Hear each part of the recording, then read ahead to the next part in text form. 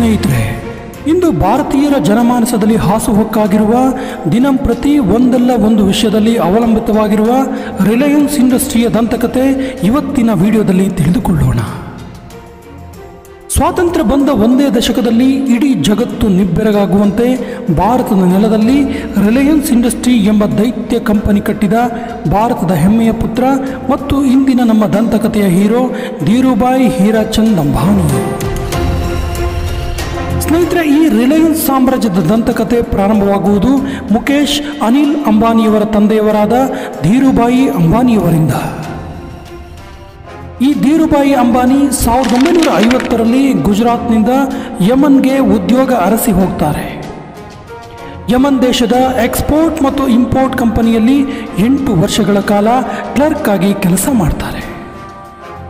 ಹೀಗೆ 8 ವರ್ಷ ಎಕ್ಸ್ಪೋರ್ಟ್ ಮತ್ತು ಇಂಪೋರ್ಟ್ ವಿಷಯದಲ್ಲಿ ಅಗಾಧ ಜ್ಞಾನ ಪಡೆದ ಧೀರುಭಾಯಿ ಅಂಬಾನಿ ಅದೊಂದು ದಿನ 1000 ಕನಸುಗಳನ್ನು ಹೊತ್ತುಕೊಂಡು ಭಾರತಕ್ಕೆ ವಾಪಸ್ ಆಗ್ತಾರೆ. ಹೀಗೆ ವಾಪಸ್ಸಾದ ಧೀರುಭಾಯಿ ಅಂಬಾನಿ ತಮ್ಮ ಮನಸ್ಸಿನಲ್ಲಿ ಹೊಸದೊಂದು ವ್ಯಾಪಾರದ ಯೋಚನೆಯೊಂದಿಗೆ ವಾಪಸ್ಸು ಬಂದಿರ್ತಾರೆ.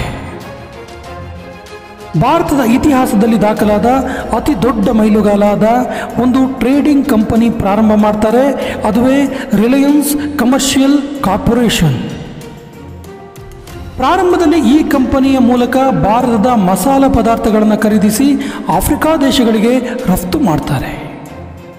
ಈ ಪಯಣ 8 ವರ್ಷಗಳವರೆಗೆ ಮುಂದುವರಿಯುತ್ತೆ ಮತ್ತು ಈ ಟ್ರೇಡಿಂಗ್ ಬಿಸ್ನೆಸ್ನಲ್ಲಿ ವ್ಯಾಪಾರದ ಎಲ್ಲ ಮಜಲುಗಳನ್ನು ಧೀರುಭಾಯಿ ಅಂಬಾನಿ ಅರಿತಿರುತ್ತಾರೆ. ಆದರೆ ಧೀರುಭಾಯಿ ಅಂಬಾನಿಯವರ ಮನಸ್ಸು ಬೇರೆ ಏನನ್ನೂ ಹುಡುಕುತ್ತಿರುತ್ತದೆ.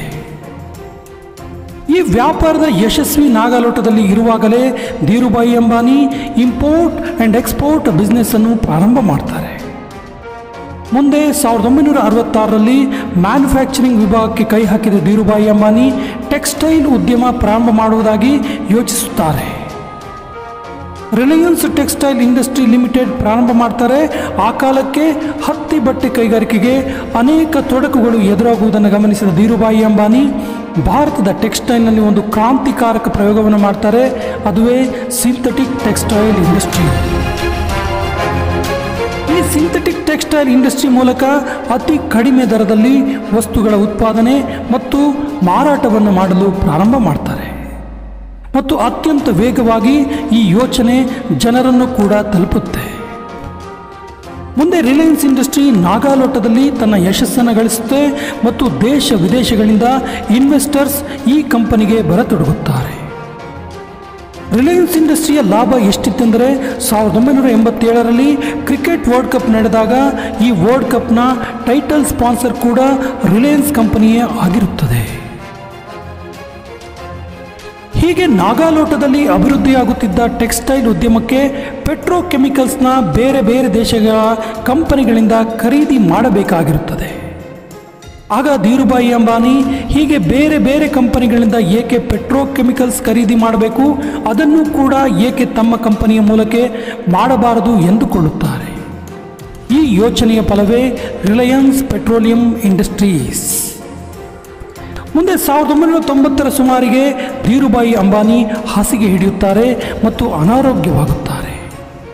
ಈ ಸಂದರ್ಭದಲ್ಲಿ ಅವರ ಮಕ್ಕಳಾದ ಮುಕೇಶ್ ಅಂಬಾನಿ ಮತ್ತು ಅನಿಲ್ ಅಂಬಾನಿಯವರು ಕೂಡ ತಂದೆಯವರ ವ್ಯವಹಾರದಲ್ಲಿ ಸಹಾಯ ಮಾಡತೊಡಗುತ್ತಾರೆ.